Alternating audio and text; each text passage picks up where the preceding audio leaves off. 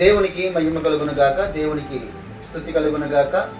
మన ప్రభువును రక్షకుడైన ప్రభువుని యేసుక్రీస్తు వారి ప్రశస్తమైన, ఉన్నతమైన, శ్రేష్టమైన, ఘనమైన నామంలో మీ అందరికీ ప్రభు పేరిట వందనాలు, శుభాలు. అందరూ బాగున్నారు?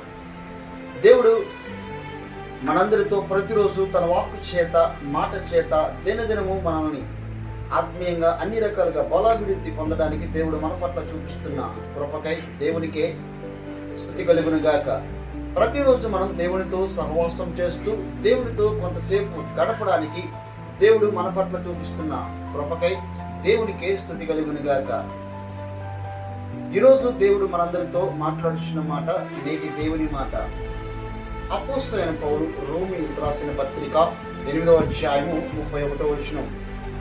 ఇట్లుండగా ఏమందము, దేవుడు మన పక్షమున ఉండగా మనకు విరోధి ఎవడు? ఆమేన్. ప్రియమైన వాళ్ళారా, దేవుడు మనందరికీ మన పక్షాన అపవాదితో యుద్ధం చేసి మనకి జయాన్ని అనుగ్రహించేవాడు. మనం ఎప్పుడైతే దేవుడికి దగ్గరగా ఉంటామో, ఎవరైతే యేసుక్రీస్తునందు విశ్వాసము, నిరీక్షణ ఉంచి దేవుని యందు భయభక్తులు కలిగి యేసుక్రీస్తును నిజరక్షకుడిగా అంగీకరించి యేసుక్రీస్తు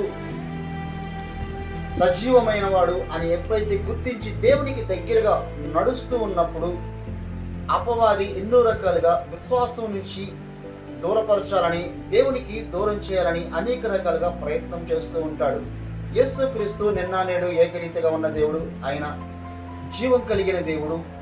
ఆయనపై ఆధారపడి ఎప్పుడైతే నీవు జీవిస్తున్నావు, విశ్వాసం నుంచి ఆయనపై మాత్రమే నువ్వు ఆశ్రయం పొంది నిరీక్షణ, భయభక్తులు కలిగి దేవునిపై మాత్రమే ఆధారపడతావు, ఈ లోకంలో అపవాది ఎన్నో రకాలుగా నిన్ను దెబ్బతీయాలని, శ్రమలు, ఇబ్బందులు, కష్టాలు, వేదనలు, ఇబ్బందులు ఎన్నో రకాలుగా దేవునికి దూరం చేయాలని అనేక రకాలుగా ప్రయత్నం చేస్తూ ఉంటాడు. కానీ నీవు ఎప్పుడైతే దేవునిపై ఆధారపడతావో, దేవుని విశ్వాసము, నిరీక్షణ ఉంచుతావో, మన దేవుడు నిజమైన సజీవుడు కాబట్టి విరోధితో పోరాడి నీ పక్షాన, నా పక్షమునగా పోరాడి జయాన్ని మనకు అనుగ్రహిస్తాడు. పేతురు రాసిన మొదటి పత్రిక 5వ అధ్యాయము 8వ వచనం. మన విరోధి అయిన అపవాది గర్జించు సింహం వలె ఎవరిని మిగుదన అని వెతుకుచున్నాడు. నిజమే, ఈ లోకంలో విరోధి అయిన అపవాది ఎన్నో రకాలుగా క్రీస్తును వెంబడిస్తున్నప్పుడు, క్రీస్తును ఎప్పుడైతే వెంబడిస్తూ ఈ లోకంలో విశ్వాసం ఉంచి భయభక్తులు కలిగి జీవిస్తున్నప్పుడు దేవునికి దూరం చేయాలని ఎన్నో రకాలుగా అపవాది అనేక రకాల అగ్నిబాణాలు వేస్తూ నిందలు, అవమానాలు, శ్రమలు, ఇబ్బందులు, ఉపద్రవాలు ఇలాంటివి ఎన్నో రకాలుగా ప్రయత్నాలు చేస్తూ దేవునికి దూరం చేసే ప్రయత్నం అనేకమనేవి చేస్తూ ఉంటాడు. మనం ఎప్పుడైతే దేవునిపై ఆధారపడతామో, ఇశ్రాయేల్ ప్రజలు ఎప్పుడైతే దేవునిపై ఆధారపడ్డారో, దేవునికి మొరపెట్టినప్పుడు, ఐగుప్తులో ఉన్నప్పుడు కూడా, వాళ్ళు ఫరో వద్ద వెట్టి చాకిరీ చేస్తూ ఉన్నప్పుడు కూడా వాళ్ళందరినీ ఎప్పుడైతే దేవుడు మోషే ద్వారా ఎప్పుడైతే వారి పక్షమునగా అపవాదితో అనగా ఐగుప్తీయుల పక్షంగా పోరాడి ఎప్పుడైతే ఇశ్రాయేలుకు జయాన్ని అనుగ్రహించాడు.